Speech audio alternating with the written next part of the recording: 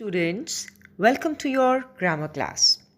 Students, in the previous sessions we did simple present tense, present continuous, present perfect and present perfect continuous. I hope you understood that well. So now we are going to start with the past tense.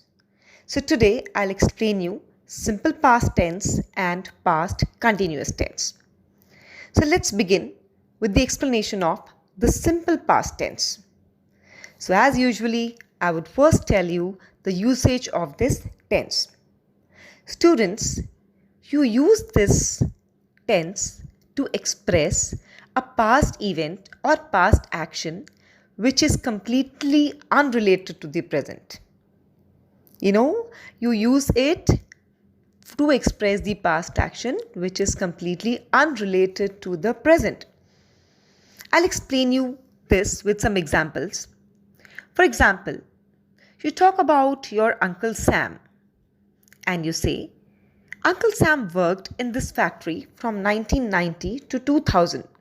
So here you are talking about a past action, a past event. One more example, you want to talk about your pet cat. You say, my pet cat lived a cheerful life. Or you want to talk about any great leader. Mahatma Gandhi. Mahatma Gandhi lived a simple life. So here what are you using? You are using second form of verb, right? Here you are describing a past event or past action which is not related to the present. Students, in interrogatives also, for asking questions about past, we use this tense. For example, you want to talk to your friend, you ask him something. When did you finish work and go home?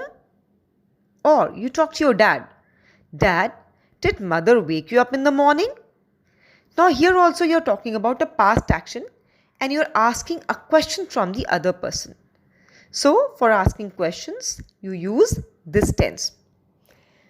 Now it's very interesting to know that this tense is also used for a past habit. Whenever you want to talk about somebody's habit. For example, you're talking about your aunt. She always liked to play with young children. Or your brother. My brother always liked to play cricket. My dad always liked going for long walks. So here you're talking about a past habit and you're using simple past tense. And you've used second form of verb. Now children, we come to the structure of this sentence. Simple past tense is expressed with second form of verb. Do you know what is second form of verb? Eat, ate, eaten. Eat is the first form, ate is the second form and eaten is the third form. So simple past tense always takes the second form of the verb. For example, I jumped. Now, the negative is formed with did not and first form of the verb. So now when you want to change I jumped to negative, what will you use? You will use did not and first form of the verb jump. So automatically it will be I did not jump. Now how do we form the interrogative? The interrogative is formed with did plus subject and first form of the verb. Now if this sentence is I jumped, how will you change it to negative? I did not jump. And interrogative, did I jump? She played, did she play? He wrote, did he write? So please remember, with did you are going to use first form of verb. At times children make mistakes and they use it the other way. Did he came? Did he wrote? Did she saw? My dear students, if you use second form of verb with did in interrogative, it will be incorrect. So remember, whenever you want to change this tense to negative or interrogative, you will always use first form of verb. So this was the structure of this sentence. Now children, we move on to the next tense, which is very, very interesting and very easy. So that is past continuous tense. This tense is very, very easy to understand. Now let me tell you where is this tense used. Students, past continuous tense is used to express an action that was in progress at some time in the past. Since it is past continuous, so obviously we talk about an action that was in progress at some time in the past. I'll explain you with an example. I was eating dinner at 9 p.m. I was reading a book when he walked in. What were you doing at 8 o'clock last night? So here was eating, was reading, were you doing? This is past continuous tense. It is very interesting to note that we use this tense to express two or more actions in progress at the same time. Remember, to express two or more actions in progress at the same time. Let me explain you with an example. See, you talk about something that you were doing on the highway, right? While I was driving towards Mumbai, my brother was waiting for me on the highway.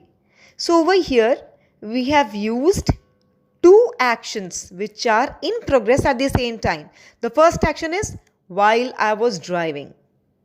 The second action is my brother was waiting for me. Next example. My parents were searching for their children in the garden while they were playing along the beach. I repeat, the parents were searching for their children in the garden while they were playing along the beach. Here also, two actions in progress at the same time. Parents were searching while they were playing along the beach. So, we use this tense to express two or more actions in progress at the same time. Now students, I want you to understand one thing, that this tense is also used for unfulfilled plans with verbs like hope, plan, etc. For example, you had planned to reach Chennai by noon, but your plan was not fulfilled. So you can say, I was hoping to reach Chennai by noon, but I didn't. Students, remember, this tense tells that the action was in progress at a certain time in the past and was not completed by that time. Students, in the continuing video, I will tell you something very important and interesting, and that is that this tense is frequently used with the simple past, right? I'll explain you how can you use these two tenses in one sentence. Thank you.